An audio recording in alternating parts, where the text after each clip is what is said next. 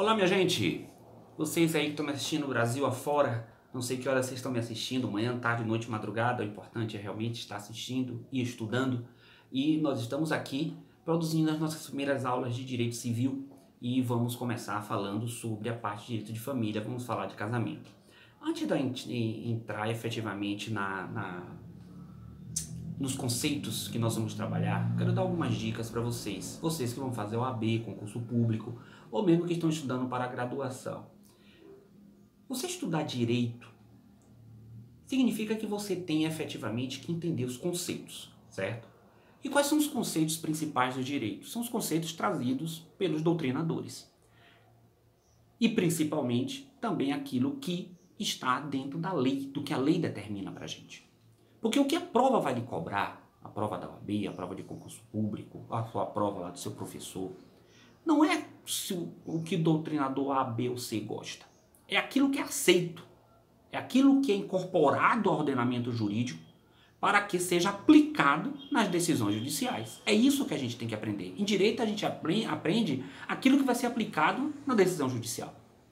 Se você não aprender isso, a base de tudo, você não vai aprender direito. Não se constrói um prédio a partir do 20º andar, se constrói no alicerce. Então, essas aulas elas têm puramente o objetivo de trabalhar conceitos. Conceitos estabelecidos em lei, conceitos estabelecidos em jurisprudência, em doutrinas, admitidos pelos julgadores. Então, aqui você só vai ouvir falar de que realmente pode cair em sua prova. Fora isso, discussão, se é boa, se é ruim, se é justa, se é injusta, isso a gente deixa para outro momento, certo? Então, nós temos interesse aqui em passar para vocês os conceitos específicos daquilo que o direito civil traz. E nós vamos começar com o quê? Nós vamos começar com casamento, certo? Ora, você vai encontrar lá o direito de família entre o artigo 1511 e 1590 do Código Civil, certo? Para a gente falar de casamento, a gente primeiro precisa falar de família. Por quê? Durante muito tempo, na vigência do Código Civil de 1916, a única forma de existência da família era pelo casamento. Só existia família por casamento. Não existia família sem casamento, certo? As relações concubinárias que existiam, chamadas de concubinato puro e concubinato impuro, o concubinato puro, quando aquelas pessoas que tinham condição de casar, não são impedidas de casar, mas vivem uma relação morando junto, constituindo, teoricamente, família, isso é o concubinato puro. E aquelas que tinham uma relação extraconjugal, ou até mesmo uma relação conjugal, mas que eram impedidas de casar, era o concubinato impuro, ok? Isso aí já foi deixado para trás, porque com a criação da união estável, certo? O concubinato puro passou a se chamar hoje de união estável. Então, hoje no Brasil, nós temos que o casamento é uma das formas de constituição da família. Assim como a união estável, assim como a família monoparental constitui família, a família anaparental constitui família, a família homoafetiva, a família socioafetiva, são diversas formas de constituição de família hoje na nossa legislação. Mas, para o nosso entendimento, nosso estudo hoje, nos interessa falar sobre a questão do casamento, certo? Bom, o casamento ele é estabelecido por regras bem claras. No artigo 1511 do Código Civil, diz que o casamento estabelece comunhão plena de vida com base na igualdade de direitos e deveres dos cônjuges. Ora, nesse conceito, nessa definição do que é que o casamento estabelece, a gente já verifica uma gritante diferença em relação ao Código Civil de 16. Porque o Código Civil de 2002, assim como a Constituição de 88, ela vem para estabelecer direitos e obrigações iguais. Cria a chamada isonomia entre os cônjuges, coisa que não existia anteriormente. O Código Civil 16 trazia o chamado pátrio poder. O que era o pátrio poder? O poder do pai. Se dizia de forma clara que quem tinha o direito de regular o comportamento da família era o pai, era o homem, por meio do pátrio poder. Hoje, a nossa legislação ela já retirou o termo pátrio poder, hoje nós temos chamado poder familiar. Por que poder familiar? Igualdade de direitos entre homem e mulher para a constituição da família, certo? Igualdade de direito entre pessoas do mesmo sexo para a constituição da família. Ou seja, não existe mais discriminação, não existe mais aquele que detenha o poder seja um homem ou uma mulher, seja o relacionamento, o casamento seja sendo feito por 2 homens, por 2 mulheres, isso aí não interessa. A lei já estabelece que todos são iguais perante a lei de forma concreta, ok? Como é que a gente pode conceituar casamento? Olha, casamento, existe uma conceituação de um doutrinador muito conhecido, chamado Paulo Lobo, que ele diz o seguinte, olha só, vou ler aqui para vocês. O casamento é um ato jurídico, negocial, solene. Vamos dissecar esse conceito. Por que ele é um ato jurídico, negocial, solene? Porque o casamento é um contrato, certo? O casamento é um negócio jurídico. Você vai assinar um termo que a partir daquele momento, a partir da assinatura daquele termo, muitas consequências jurídicas poderão advir para a sua vida e a vida do seu cônjuge, certo? Então o casamento ele é um negócio jurídico. Por que ele é solene? Porque ele exige formalidade. Ele exige formalidade. Existem determinadas situações excepcionais em que o casamento dispensa a formalidade. Nós vamos falar daqui a pouco do casamento não compatível, nós vamos falar do casamento com moléstia grave, certo? Não sei se nesse vídeo, talvez em outro. Então, são situações excepcionais que admitem que o casamento seja considerado como válido e que tenha seus efeitos jurídicos, mas são exceções, certo? O casamento tem que ser feito com formalidade, pela habilitação, pela publicidade. Tudo isso nós vamos conversar ao longo dessas aulas. Mediante o qual um homem e uma mulher, ou 2 homens ou 2 mulheres, constituem família. Tá aí, ó, a clássica definição de que o casamento é um pressuposto para a criação da família. Entre tantos, como eu já falei anteriormente, pela livre manifestação de vontade e pelo reconhecimento do Estado. Essa parte livre manifestação de vontade é essencial que vocês entendam. Por quê? Porque qual é o momento da celebração do casamento, seja ela qual for, que efetivamente aqueles noivos passam a ser cônjuges? É no momento da declaração da vontade. E o momento da declaração da vontade, ao contrário do que muita gente pensa que é na hora que você assina, não, é na hora que você diz sim. No momento em que você diz sim ao celebrante, que ele pergunta, é de livre, espontânea vontade, fulano de tal, casar com fulano de tal, você diz sim. Na hora que o cônjuge, a parte diz sim, o outro cônjuge diz sim, naquele momento eles estão casados. Aí se acontecer uma tempestade, a igreja cair, não morre ninguém não. E a cerimônia for suspensa, estão casados. A assinatura vai ser posterior, mas eles estão oficialmente casados a partir daquele sim, certo? Então não pode voltar atrás. Disse aquele sim, o sim está dado. Se quiser depois, vá procurar o divórcio. Mas o sim caracteriza o momento solene em que as partes, por livre e espontânea vontade, determinam a sua concepção, certo? E quais são os tipos de casamento que nós temos no Brasil? Nós temos 3 tipos. Nós temos o casamento civil, que é aquele casamento feito em cartório, com a presença de 2 testemunhas, certo?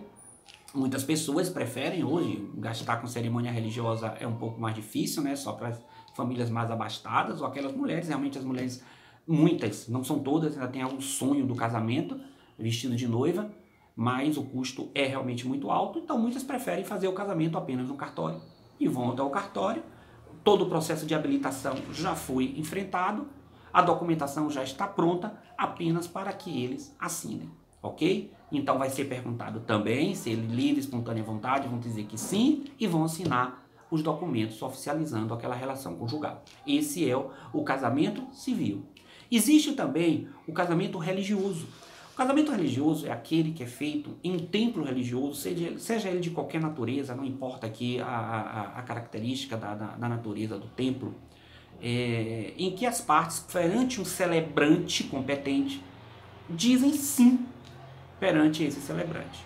Ora, mas não tem documentação nenhuma, não é? Não, sem documentação nenhuma. É só ali aquele sim, ali naquela hora.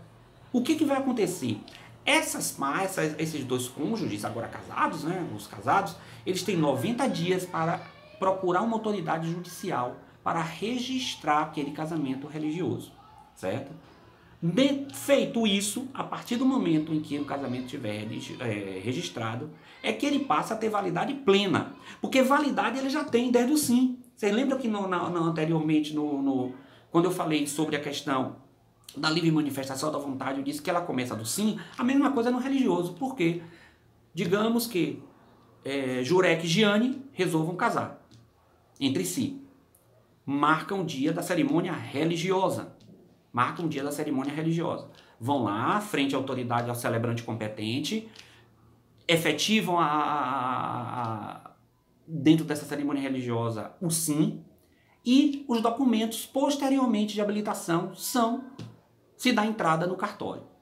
Digamos que eles tenham casado no mês de abril e resolvem só levar ao cartório isso no mês de junho, certo? No mês de junho. O prazo para levar da data da cerimônia religiosa para levar para registro no cartório é de 90 dias. Feito 90 dias, aquela cerimônia religiosa não tem mais validade. E por que isso é importante? É aí que está o pulo do gato da jogada.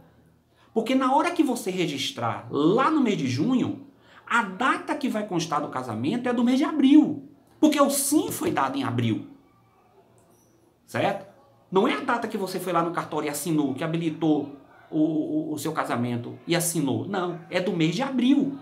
Porque lá no mês de abril você disse sim. A manifestação da vontade foi dita em abril. Então, o prazo para levar ao cartório é de 90 dias. E o terceiro tipo é o casamento religioso com efeitos civis. Esse é o mais comum, é o que mais a gente vê. Geralmente nós somos convidados, né, para o casamento religioso com efeitos civis, em que as partes elas dão entrada na habilitação no cartório. O cartório indicam qual vai ser o local da celebração religiosa. Esses documentos são enviados a esse local onde vai ser realizada a cerimônia religiosa e lá vão assinar e o padre, o pastor, o chefe, o líder da religião de matriz africana ou de um centro espírita, ele vai encaminhar esses documentos ao cartório para a elaboração da certidão de casamento.